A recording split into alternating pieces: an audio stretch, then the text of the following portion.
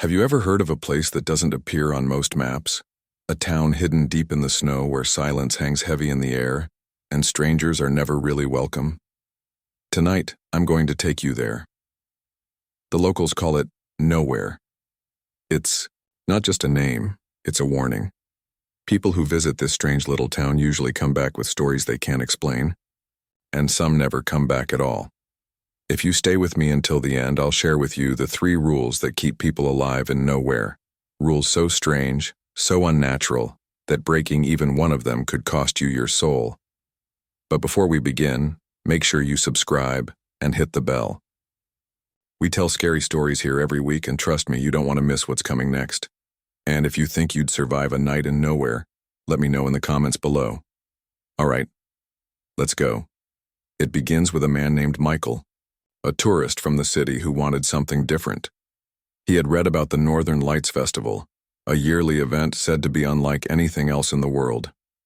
Dancers in masks, bonfires in the snow, and of course the shimmering green lights twisting through the dark sky.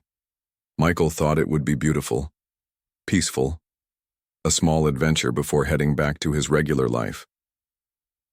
But the moment he stepped into the old taxi that carried him from the nearest train station into the icy wilderness, things already felt wrong.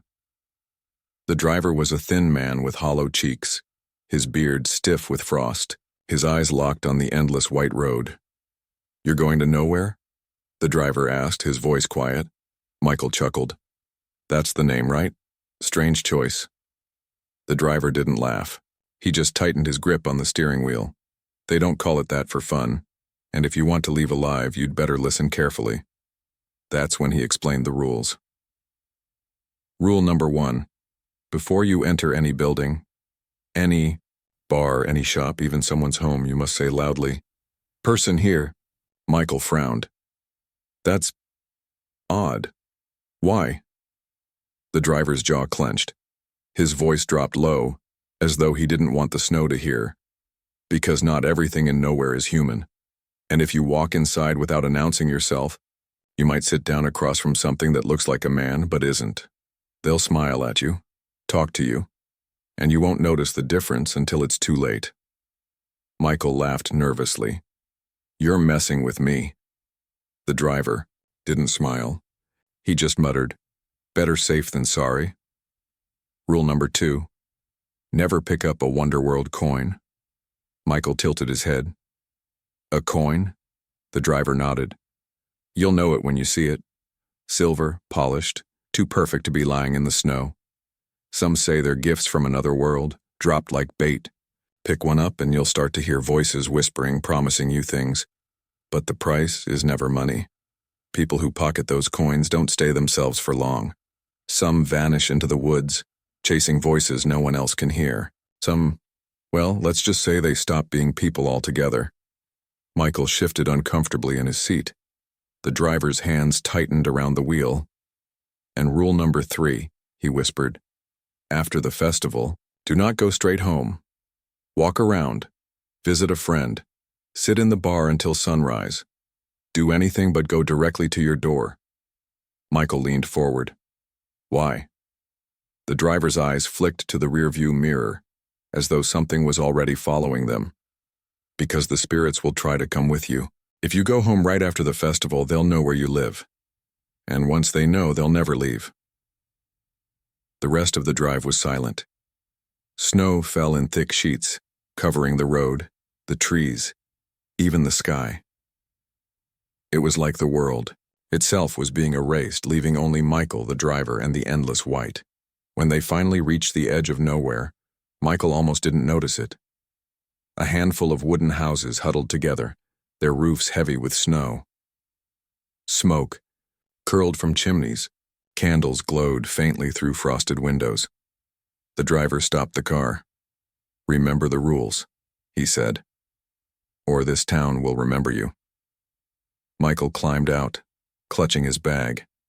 As the taxi disappeared into the white, he couldn't shake the feeling that something in the trees was watching him. The first time he tested the rules was when he walked into the inn. The warm glow of lanterns spilled out as he pushed open the heavy wooden door. His instinct was to step inside quietly like he would anywhere else. But then he remembered.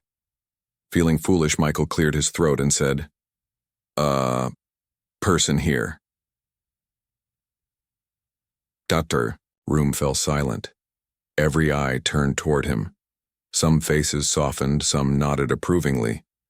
A woman behind the bar smiled and gestured for him to sit. But in the corner, something moved. At first it looked like a man, sitting alone, his hat pulled low. But as Michael blinked, the figure faded, dissolving into a wisp of dark smoke before vanishing completely. If he hadn't spoken, would it have stayed? Michael shivered. The rules were not a joke. He stayed for days, waiting for the festival. The people were kind but distant, as though afraid to get too close. At night, the wind howled through the streets, carrying voices that didn't belong to anyone human.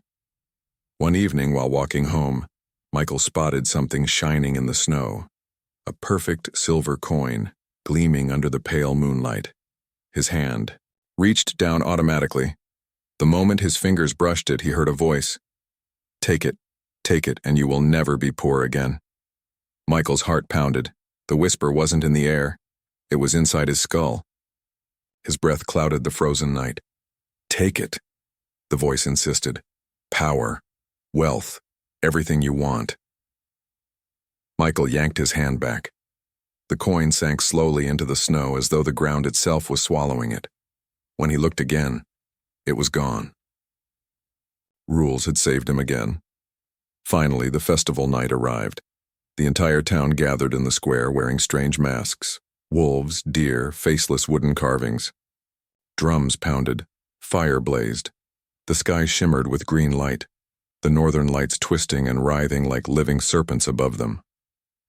Michael joined the crowd, drinking, dancing, laughing nervously as shadows stretched across the snow. It was beautiful. It was terrifying. But when the fires died down and the last drumbeat faded, Michael remembered the third rule. Do not go straight home. His body ached. His eyes begged for sleep. But he forced himself to wander, stopping by the inn, sitting at the bar until the candles burned low. That's when he saw them. Shapes in the street. Dark figures following the villagers as they staggered home. They clung to their backs like shadows whispering into their ears. Some people made it safely, into friends' homes. Others carried their shadows inside with them. Michael stayed until sunrise, refusing to leave. When the first light touched the town, the shadows scattered, hissing into the trees. The next morning, Michael packed his bag. He had seen enough. As he left, the driver was waiting, engine running, frost clinging to his coat. "You listened," the driver said with a nod. "Most don't." Michael climbed in, his hands were still shaking. "Tell me," he asked, his voice low. "What happens to the ones who break the rules?" The driver's eyes stayed on the road. "They stop being people," he whispered, "and they start belonging to nowhere. And that, my friends, is why you should never take the rules of nowhere lightly. 3 rules, 3 chances to survive. Break one, and you'll never leave. So tell me, which rule do you think you'd fail first? Let me know in the comments, and if you enjoyed this story, don't forget to like the video, subscribe to the channel, and click the bell so you never miss another night of terror.